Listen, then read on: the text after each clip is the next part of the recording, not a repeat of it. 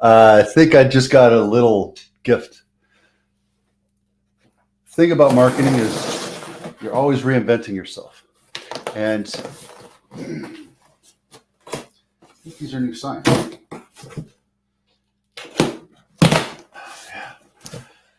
This is an unboxing. It's not as exciting as you might think it is, but it's an unboxing. Today we have a lot of talk about what's going on with the NAR lawsuit. Loan originations are up. Will mortgage rates fall? Lots of supposition, lots of salacious news headlines that we're going to be talking about.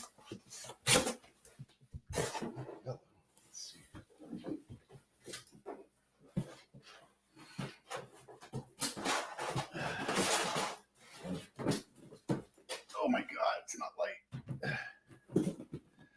And we also have a nice luxurious home to go look at, and title theft, and home buyer workshop. But you already know about that. If you're going to do it, you're going to do it. Ready? See how this looks. In case you hadn't noticed or heard recently, I switched brokerages yet again. I have a new for sale sign. They don't have the grommets. Dag nabbit. Well, it's a good thing I have a drill. There you go. For sale sign. All right. Okay. There's your unboxing.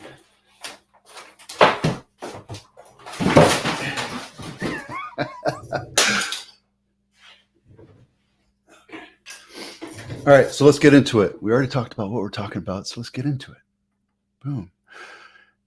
Amendral. Now, this is not my listing. This is Compass, company I used to be with. But this is a beautiful house. 6 beds, 6 baths, 1 acre, 10,000 square foot house. It's gorgeous. I mean, this is like the Prince of Bel-Air gorgeous. Look at that casita. I don't like those glasses. This house is a statement house, guys. This thing's beautiful.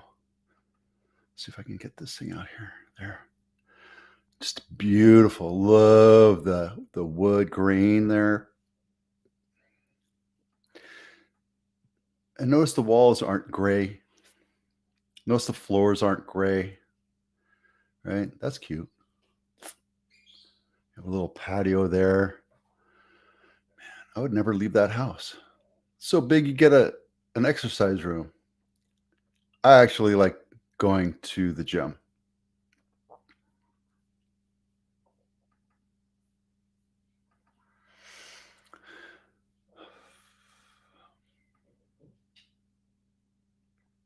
Yeah, look at that. It's beautiful. You can spend hours there. I would never leave. I mean, I would, but that's beautiful. And where is it? Let's see if we have a map. Oh yeah, it's only $100,000 a month, in case you want to know what it would be like to own this thing. Okay, so there you go.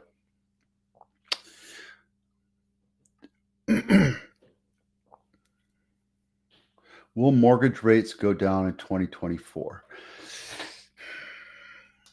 Some would say we've already reached the top of the market. I think we've curtailed enough of the inflation, and we've seen it so that we made it really impossible for home buyers to buy at 8%. And I think what we're seeing is we expect, the consumer says 5.5, right?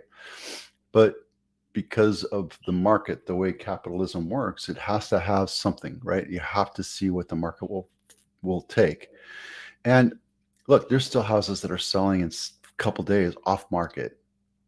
It just depends on how you market it, and how you put it on the MLS and where you sell it. My opinion is they should stay high as long as possible. And I know it seems counterintuitive, but that's because people are still buying. People are still buying houses. They're not slowing down. They're still buying the supply that we have. That's the problem. We have a low supply, so we have to make it painful to keep prices up. Now, in a perfect world, I'd love to make it easy and affordable for buyers to be able to buy. But because we're in this conundrum, we had 2% interest rates for so long. We had a firestorm of home buying for a year and a half, and prices went crazy high because of that. Because they're like, forget it, I can just buy it. If I don't buy now, I won't be able to buy later. And a lot of those people that own a house right now are thinking their God or their universe that they bought when they did. It might not have been the perfect house. It might not have been everything, but people are still buying. Why? Because they know that they'll be able to refinance later. So you buy what you can afford now. So sustainable, because it could go up to 9 or 10% or 14 or 15%. We don't know.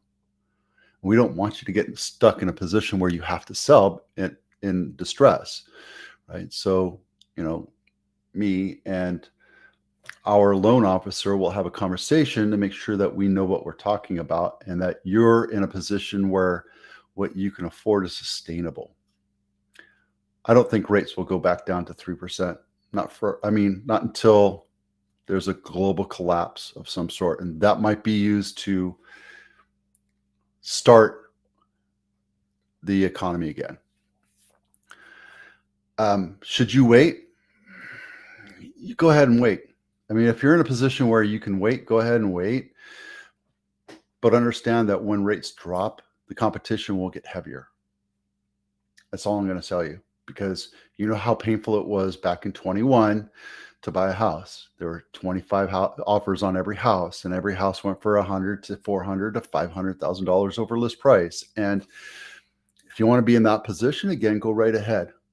I'm not here to convince you or tell you what you should do or what you shouldn't do.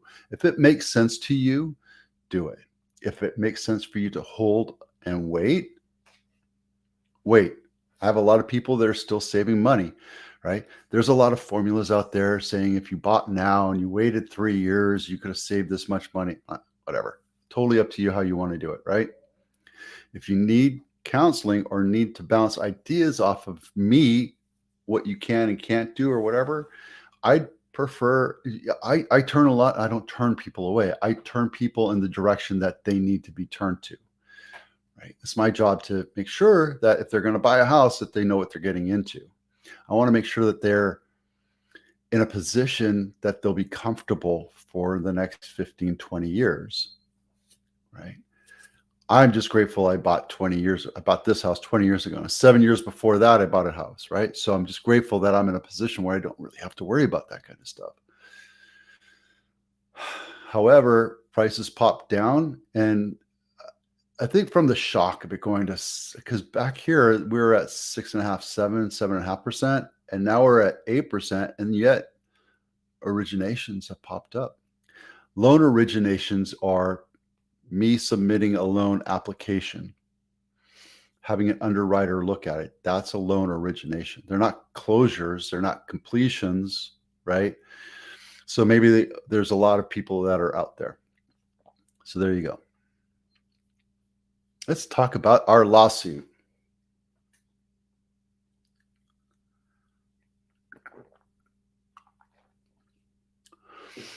So my opinion on this lawsuit is it's a class action lawsuit.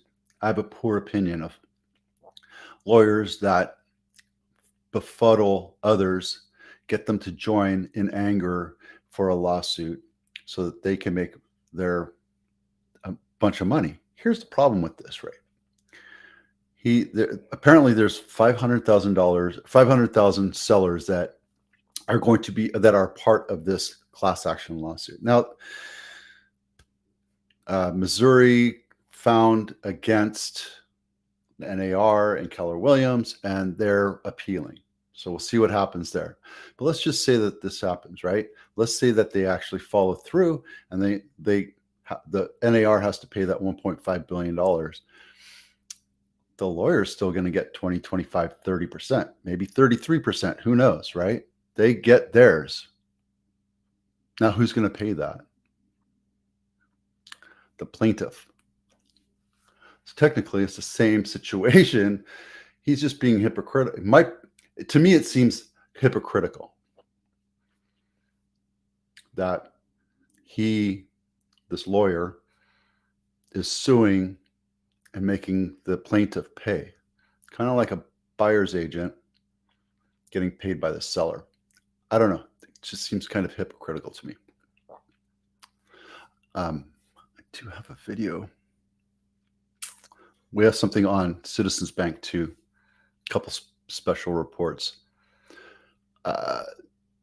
Fed's also eyeing bullshit.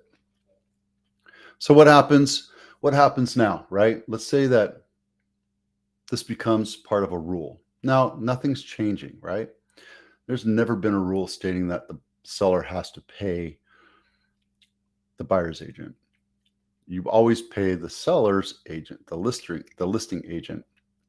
And technically, what we do is we split it 50-50. Sometimes we take a little bit more if it's a large problem, or we give a little bit more if it's going to be difficult to sell.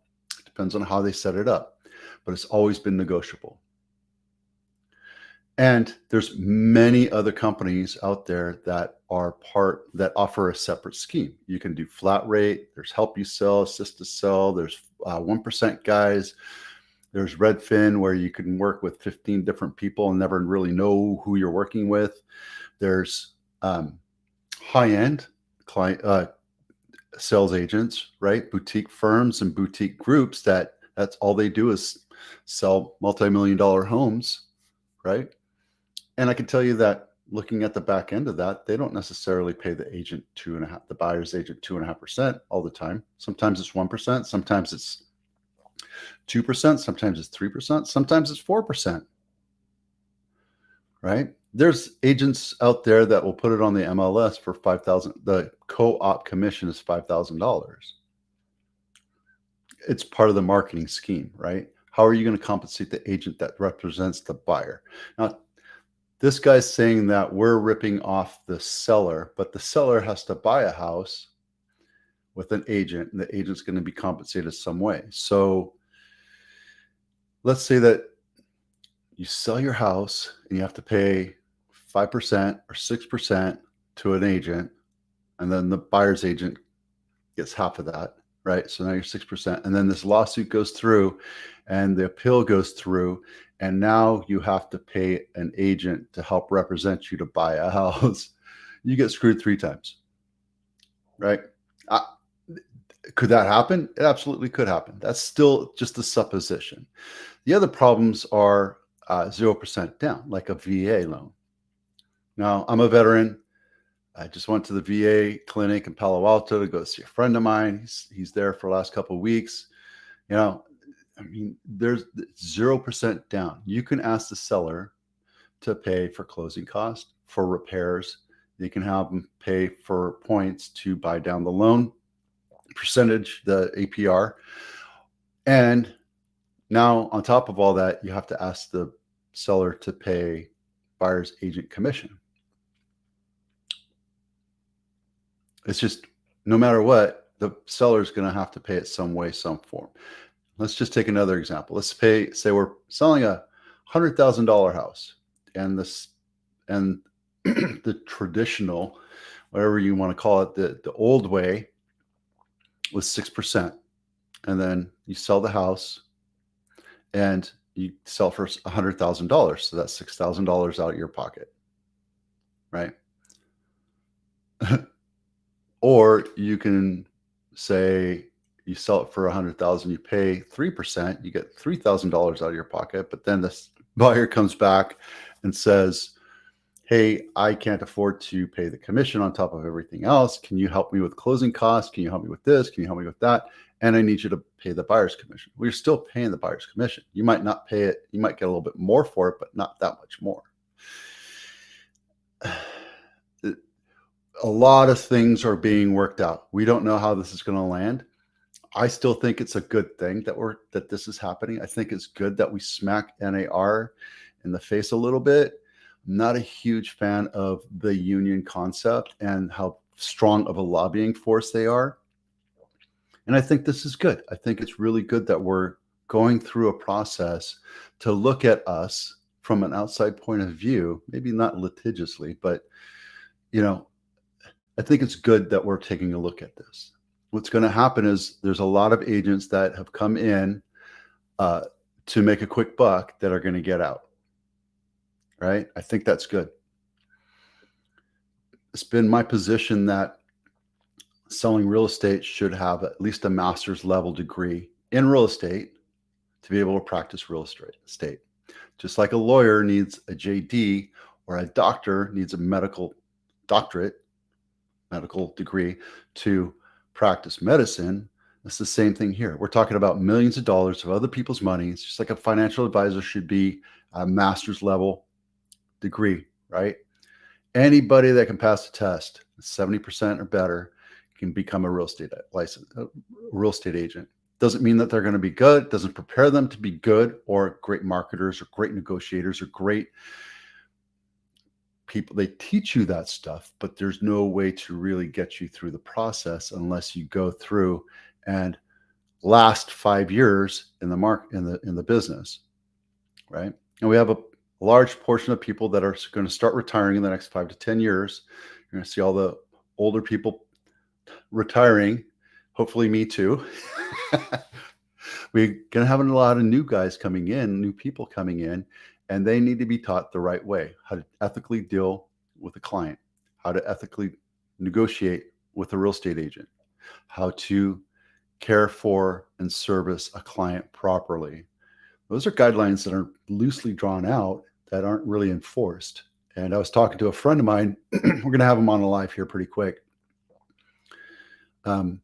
You know, I've had problems with agents in the past where they have gone up against our code of ethics and clearly crossed the lines.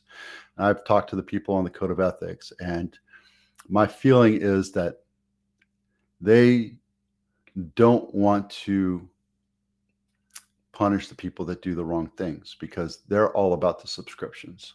They're all about building up the subscription base as much as possible so that their association, whether it's an MLS, an association of realtors, a local, county, whatever, or the state or the national, they want to build their subscription list to make them as powerful as possible. I think that's a horrible way to go to business. And I think that's going to be the end of a lot of things. So I am tentatively waiting. I think it's a good thing. I hope it helps everybody. Because at the end of the day, what we want is to raise the tide and raise all the boats and make service better for the consumer. Make the consumer better educated. And let them know what their choices are and let them make choices, not force them into something and then screw them over. I've never been for that. And that's that. So love to see what's going on. We'll be talking about this once a week or so until it finalizes. There's another lawsuit coming down the pike, and I'm really excited to see what's happening with that. So we'll keep you on top of that. And yeah, okay, so let's get to title theft. Big, huge problem right now. People are coming in, especially with your elders. If you have parents that own property, I don't care if it's in California or not, if they own property, have them check the title. People can come in and fraudulently transfer title. And it's been happening a lot. So if you're worried about it, I talk about this all the time. Give me a call. I'm not going to try to sell you anything. I'll just do a quick title search for you and kick it down, right? And send it over to you, because at the end of the day, I'm not here to push you into anything. I'm here to serve and educate and help people understand the entire process from start to finish. That's why I do this. I know sometimes, you know, I only have 5 or 6 people watching this video, but at the end of the day, my hope is that I help one person, right? Home Buyers Workshop. There you go. Okay. So nothing major happening here. Santa Clara is still far ahead in value. Contra Costa is almost half, a little over half of the sales volume, but way over in units. So what does that tell you? It's a good place to buy. Another good place to buy is Solano. If you can't afford a house, $1.5 million house, actually Santa Clara County is 2.1 million now. A $2.1 million house, go to Solano. Go to Solano County. It's not that far away. It's not that much of a drive, and you can telecommute 3 days a week. Or you can go to Napa, where you can find a good deal for $1 million, and houses are selling at 90 cents on the dollar on the average. So there you go. All right. I think I talked your ear off enough. Today we talked about loan originations coming up. Will mortgage rates come down? And the NAR lawsuit. Lots of stuff coming around the pike, guys. I think this is an exciting time to be in real estate. I know some people are touting doom and gloom, but I think this is great. I think here's the thing. If you're not afraid to change, if you're afraid to change, you're going to get broken, right? I'm trying to teach myself Portuguese. I'm trying to manage a nonprofit to help my fellow veterans, right? I'm trying to do all these things, and it's uncomfortable. I'm always in the zone of being uncomfortable because change is inevitable. And if you're not ready for change, you're going to be bounced out. I'm Vito with Abitano. Hope you have a fantastic week. We'll see you out there.